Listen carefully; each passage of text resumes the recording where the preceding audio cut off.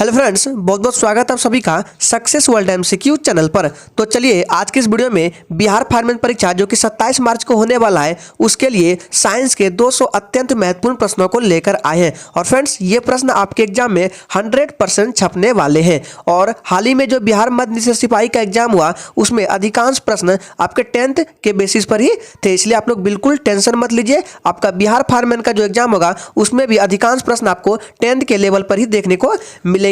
तो चलिए आज की इस क्लास को स्टार्ट करते हैं। और आज आपका प्रैक्टिस सेट 1 है, आपको टोटल 4 प्रैक्टिस सेट देंगे। आपको एग्जाम होने से पहले चारों प्रैक्टिस सेट को अच्छे से कवर कर लेना है। तो चलिए, तो सबसे पहला प्रश्न है क्लोरोफॉर्म का रासायनिक नाम क्या है। ऑप्शन आपके सामने 4 दिए गए हैं और आपको प्रत्येक क्वेश्चन के लिए मैक्सिमम 5 सेकंड का टाइम दिया जाता है। अगर आपको इनमें से पहले से किसी भी प्रश्न का आंसर आ रहा है तो आप लोग लाइव चैट में आंसर करते जाएंगे। और याद रहे ये क्लास आपका हर रोज रात 8 बजे होगा, तो सभी को रात 8 बजे आना है। तो इसका राइट आंसर क्या हो जाएगा जी, बिल्कुल ऑप्शन बी के साथ चला जाएगा। क्लोरोफॉर्म का रासायनिक नाम क्या है, तो ट्राइक्लोरोमीथेन है। ऑप्शन बी इस प्रश्न का बिल्कुल राइट आंसर हो जाएगा। और यह भी ध्यान रखना है क्लोरोफॉर्म का सूत्र भी आपसे पूछ सकता है, तो याद रखिएगा CHCl3 होता है क्लोरोफॉर्म का सूत्र, इसको भी याद रखना इंपॉर्टेंट है। चलिए शिक्षक आगे बढ़ते हैं। दूसरा प्रश्न है मांसपेशियों में दर्द के उपचार में उपयोग किया जाने वाला विकिरण कौन सा है। अत्यंत महत्वपूर्ण प्रश्न है, आंसर करेंगे, सोच समझकर आंसर करना है।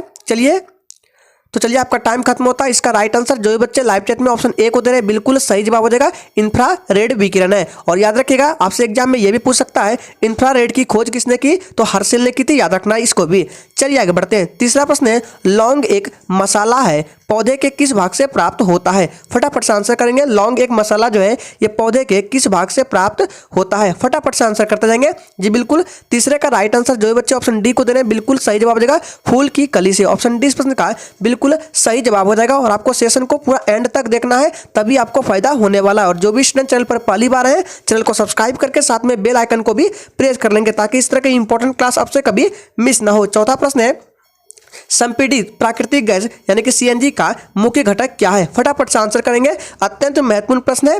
चलिए तो याद रखिएगा संपीड़ित प्राकृतिक गैस CNG का मुख्य घटक मेथेन है। ऑप्शन ए इस प्रश्न का बिल्कुल राइट आंसर हो जाएगा, याद रखिएगा इंपॉर्टेंट प्रश्न है। चलिए आगे बढ़ते हैं। पांचवा प्रश्न है चूने का पानी क्लोरीन से क्रिया कर बनाता है। यह प्रश्न आपके एग्जाम के लिए मोस्ट इंपॉर्टेंट और VVI है, इसको ध्यान में रखना है। चूने का पानी क्लोरीन से क्रिया कर बनाता है, क्या बनाता है, तो याद रखिएगा चूने का पानी क्लोरीन से क्रिया करके ब्लीचिंग पाउडर बनाता है, यानी कि विरंजक चूर्ण बनाता है। और ब्लीचिंग पाउडर का सूत्र होता है, याद रखिएगा CA, यहाँ पे लिख रहे हैं CaOCl2 होता है। इस सूत्र को भी याद रखना है, आपके एग्जाम में आ सकता है। ब्लीचिंग पाउडर यानी कि विरंजक चूर्ण का CaOCl2 सूत्र होता है, याद रखना है। चलिए आगे बढ़ते हैं। नेक्स्ट क्वेश्चन है कौन सा एंजाइम ग्लूकोज को एथिल अल्कोहल में परिवर्तित कर देता है। मोस्ट इंपॉर्टेंट प्रश्न, आंसर करेंगे, फटाफट से आंसर करते जाएंगे। और प्रत्येक स्टूडेंट को सभी क्वेश्चंस के आंसर करने लाइव चैट में ताकि आपका रिवीजन भी प्रॉपर हो सके। तो कौन सा एंजाइम ग्लूकोज को एथिल अल्कोहल में परिवर्तित करता है, तो उसका राइट आंसर क्या हो जाएगा, जाइमेज। याद रखिएगा ऑप्शन सी इस प्रश्न का बिल्कुल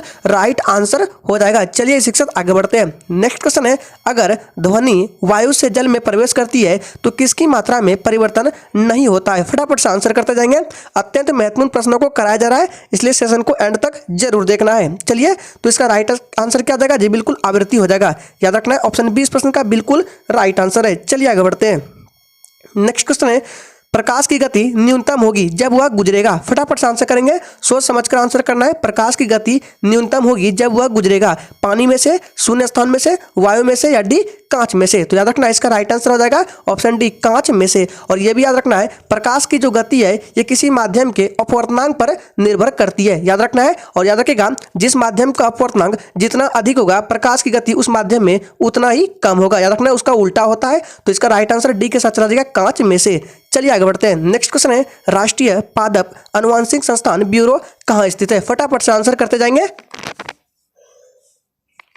चलिए जी बिल्कुल 9 का राइट आंसर जो भी बच्चे ऑप्शन सी को दे रहे हैं बिल्कुल सही जवाब है, त्रिवेंद्रम में। ऑप्शन सी इस प्रश्न का बिल्कुल राइट आंसर हो जाएगा। और फ्रेंड्स सेशन के लास्ट में अपना अपना स्कोर जरूर देना है कि आपने कितने प्रश्न का सही सही जवाब दिए हैं। नेक्स्ट क्वेश्चन है एक अवतल दर्पण की वक्रता त्रिज्या 40 सेंटीमीटर है तो उसकी फोकस दूरी क्या होगी, फटाफट से आंसर करेंगे। अवतल दर्पण की वक्रता त्रिज्या 40 सेंटीमीटर है तो उसकी फोकस दूरी क्या होगा, चल याद रखिएगा।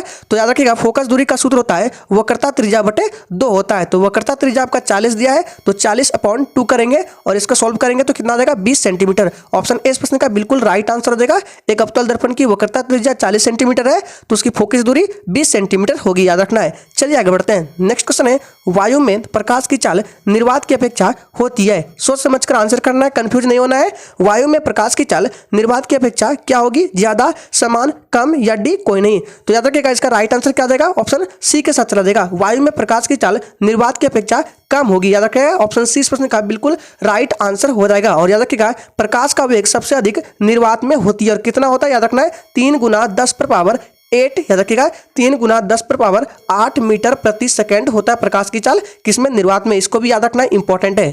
चलिए आगे बढ़ते हैं। नेक्स्ट क्वेश्चन है, पानी में हवा का बुलबुला चमकीला दिखाई देता है, इस कारण प्रकाश का क्या होता है। आंसर करेंगे, चलिए फटाफट से आंसर करेंगे। और फ्रेंड्स अगर आपको ये सेशन अच्छा लग रहा है तो सभी लोग दिल से एक बार सेशन को लाइक करके अपने सभी मित्रों के साथ शेयर भी कर देंगे। तो याद रखिएगा पूर्ण आंतरिक परावर्तन के कारण क्या होता है, पानी में हवा का बुलबुला चमकीला दिखाई देता है। ऑप्शन सी इस प्रश्न का बिल्कुल राइट आंसर हो जाएगा। नेक्स्ट क्वेश्चन है, मस्तिष्क उत्तरदायी है, किसके प्रति उत्तरदायी है, आपको आंसर करना है। चलिए तो याद रखिएगा मस्तिष्क किसके प्रति उत्तरदायी है, तो इनमें से सभी हो जाएगा। याद रखिएगा सोचने के प्रति भी और शरीर का संतुलन बनाने के लिए भी और हृदय स्पंदन के लिए। ऑप्शन डी इस प्रश्न का बिल्कुल राइट आंसर हो जाएगा। चलिए आगे बढ़ते हैं। नेक्स्ट क्वेश्चन है, किस प्रकार के नेत्र दोष में दूर की वस्तु प्रतिबिंब रेटिना से पहले बन जाता है। अत्यंत महत्वपूर्ण प्रश्न है, सोच समझकर आंसर करना है, कंफ्यूज नहीं होना है। किस प्रकार के नेत्र दोष में बोला जा रहा है कि दूर की वस्तु प्रतिबिंब जो है वो रेटिना से पहले बन जाता है। तो याद रखिएगा किस प्रकार के दोष में, तो इसका राइट आंसर क्या हो जाएगा, निकट दृष्टि दोष में। याद रखिएगा निकट दृष्टि दोष में क्या होता है, वस्तु का जो प्रतिबिंब है वो रेटिना से पहले बन जाता है। और इस दोष का निवारण किस लेंस से होता है, तो अवतल लेंस से होता है, ये भी ध्यान में रखना है। याद रखिएगा निकट दृष्टि दोष का निवारण अवतल लेंस से। नेक्स्ट है, 1 किलोवाट घंटा निम्न में से किसके बराबर होता है। चलिए फटाफट से आंसर करते जाएंगे। और याद रहे आपको टोटल 4 प्रैक्टिस सेट प्रोवाइड करेंगे। 4 प्रैक्टिस सेट में से 200 इंपॉर्टेंट क्वेश्चंस रहेंगे साइंस के। आपको एग्जाम देने से पूर्व 200 प्रश्न को अच्छे से कवर कर लेना है। तो इसका राइट आंसर क्या हो जाएगा, 1 किलोवाट घंटा निम्न में से किसके बराबर होता है। तो याद रखिएगा 3.6 × 10⁻। चलिए इसी के साथ आगे बढ़ते हैं। आपका अगला प्रश्न है, विभव का एसआई मात्रक होता है। चलिए आंसर करते जाएंगे। विभव का एसआई मात्रक होता है, क्या होता है, वोल्ट होता है, ओम होता है, कूलम होता है या एम्पियर होता है। तो याद रखिएगा विभव का एसआई मात्रक वोल्ट होता है। ऑप्शन ए इस प्रश्न का बिल्कुल राइट आंसर हो जाएगा। अगला प्रश्न है, मानवग्राही ज्ञानेंद्रियों की संख्या कितनी है। आंसर करेंगे मानवग्राही ज्ञानेंद्रियों की संख्या कितनी है। तो याद रखिएगा संख्या कितनी है, तो 5 है, याद रखना है। चलिए आगे बढ़ते हैं। नेक्स्ट है, चुंबकीय फ्लक्स का मात्रक क्या है। आंसर करेंगे चुंबकीय फ्लक्स का मात्रक क्या है। अत्यंत महत्वपूर्ण प्रश्न आपके एग्जाम के लिए, इसको याद रखना है। चुंबकीय फ्लक्स का मात्रक क्या है, तो वेबर है, याद रखना है। ऑप्शन सी बिल्कुल राइट आंसर हो जाएगा। अगर आपसे पूछे कि चुंबकीय क्षेत्र का मात्रक क्या है, तो चुंबकीय क्षेत्र का टेस्ला होता है, याद रखना है। चुंबकीय फ्लक्स का वेबर और चुंबकीय क्षेत्र का टेस्ला होता है, दोनों को याद रखना है। नेक्स्ट है, घरेलू विद्युत आपूर्ति करने वाले एसी की आवृत्ति होती है। आंसर करेंगे, फटाफट से आंसर करते जाएंगे। घरेलू विद्युत आपूर्ति करने वाले एसी की आवृत्ति होती है, तो याद रखिएगा 50 हर्ट्ज होती है। ऑप्शन बी इस प्रश्न का बिल्कुल राइट आंसर हो जाएगा। चलिए आगे बढ़ते हैं। नेक्स्ट क्वेश्चन है, इनमें से कौन जैव मात्रा ऊर्जा स्रोत का उदाहरण नहीं है। आंसर करेंगे इनमें से कौन जैव मात्रा ऊर्जा स्रोत का उदाहरण नहीं है। सोच समझ कर आंसर करना है।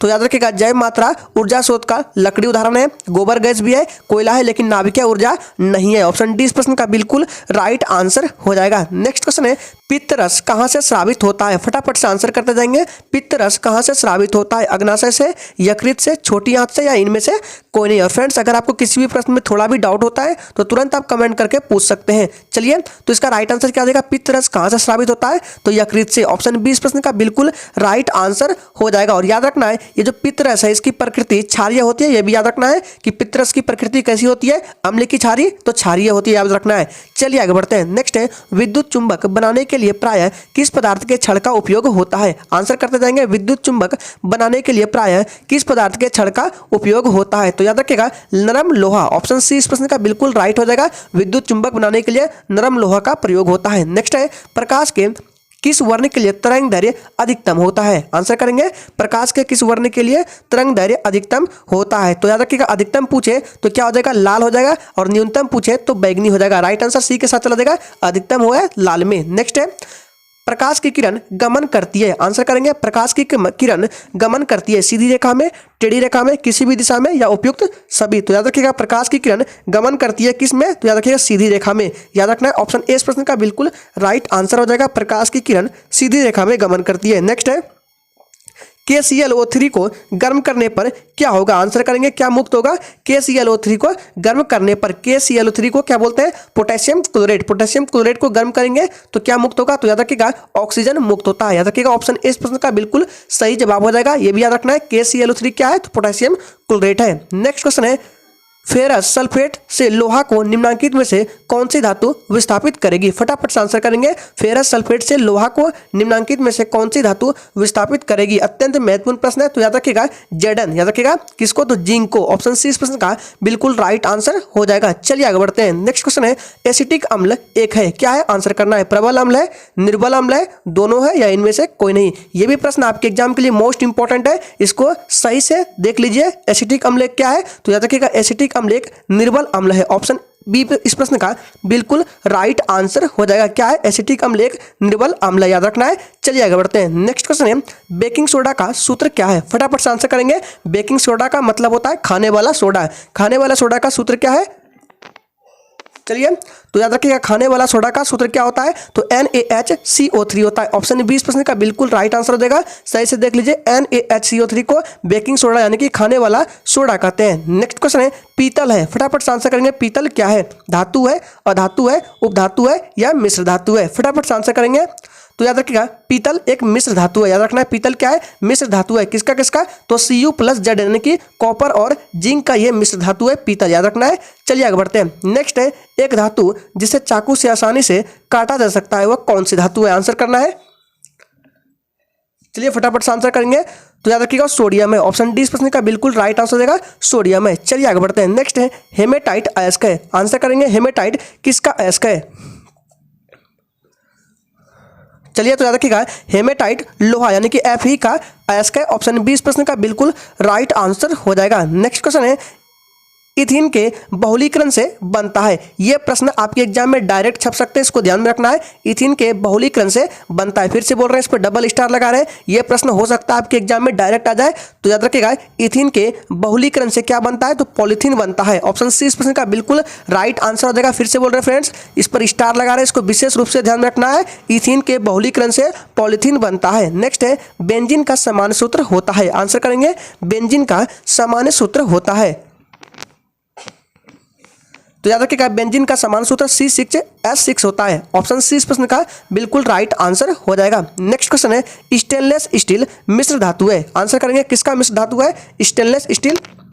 चलिए तो आपको बता दें स्टेनलेस स्टील में लोहा, निकेल, क्रोमियम और कार्बन होता है, जिसमें ऑप्शन में से आपको लोहा मिल रहा है तो इसका राइट आंसर क्या जाएगा? लोहा के साथ चला जाएगा। फिर से बताते हैं स्टेनलेस स्टील में क्या क्या होता है? लोहा होता है, निकेल, क्रोमियम और कार्बन होता है। ऑप्शन में आपका लोहा है, राइट आंसर ए के साथ चला जाएगा। चलिए आगे बढ़ते हैं। नेक्स्ट क्वेश्चन है न्यूलैंड ने अष्टक नियम कब दिया था? इसका आंसर आपको कमेंट बॉक्स में देना है। कितने बच्चे देखते हैं आंसर कर पाते हैं? न्यूलैंड ने अष्टक नियम कब दिया था? आपको ध्यान में रखना है अष्टक नियम किसने दिया था? न्यूलैंड ने। और याद रखिएगा त्रिक सिद्धांत एक आपके एग्जाम में आ सकता है कि त्रिक सिद्धांत किसने दिया था? तो यहाँ पे बताते हैं त्रिक सिद्धांत दिया था डोब्रेनर ने। याद रखिएगा त्रिक सिद्धांत किसने दिया था? तो यहाँ पे लिख दिया डोब्रेनर ने, और अष्टक नियम दिया था न्यूलैंड ने। लेकिन कब दिया था आपको आंसर कमेंट बॉक्स में करना है। नेक्स्ट क्वेश्चन है पीएच का मान 7 हो तो विलयन क्या होगा?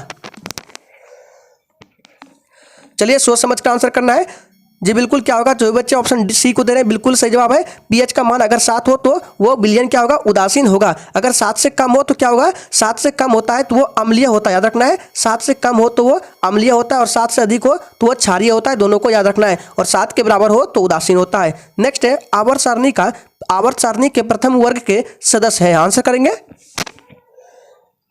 फटाफट से आंसर करते जाएंगे। आवर्त सारणी के प्रथम वर्ग के सदस्य क्या है? तो क्षारीय धातु है। ऑप्शन बी इस प्रश्न का बिल्कुल राइट आंसर हो जाएगा। आवर्त सारणी के प्रथम वर्ग के सदस्य क्षारीय धातु है। ऑप्शन बी इस प्रश्न का बिल्कुल राइट आंसर हो जाएगा। नेक्स्ट क्वेश्चन है ग्लूकोज का आणविक सूत्र क्या है? आंसर करेंगे ग्लूकोज का आणविक सूत्र क्या है? तो याद रखिएगा ग्लूकोज का आणविक सूत्र C6H12O6 होता है। ऑप्शन ए इस प्रश्न का बिल्कुल राइट आंसर हो जाएगा। C6H12O6 ग्लूकोज का आणविक सूत्र होता है। नेक्स्ट है, अब तक कितने तत्वों का पता लग चुका है? आंसर करते जाएंगे। अब तक कितने तत्वों का पता लग चुका है? तो याद रखिएगा अब तक कुल 118 तत्वों का पता लग चुका है। नेक्स्ट है, प्रकृति में ऑक्सीजन का संतुलन कैसे बना रहता है? आंसर करेंगे। प्रकृति में ऑक्सीजन का संतुलन कैसे बना रहता है? फटाफट से आंसर करेंगे। तो याद रखिएगा प्रकाश संश्लेषण के माध्यम से प्रकृति में ऑक्सीजन का संतुलन बना रहता है। ऑप्शन बी इस प्रश्न का बिल्कुल सही जवाब है। नेक्स्ट है, मानव हृदय में कितने कोष्ठ होते हैं? आंसर करते जाएंगे।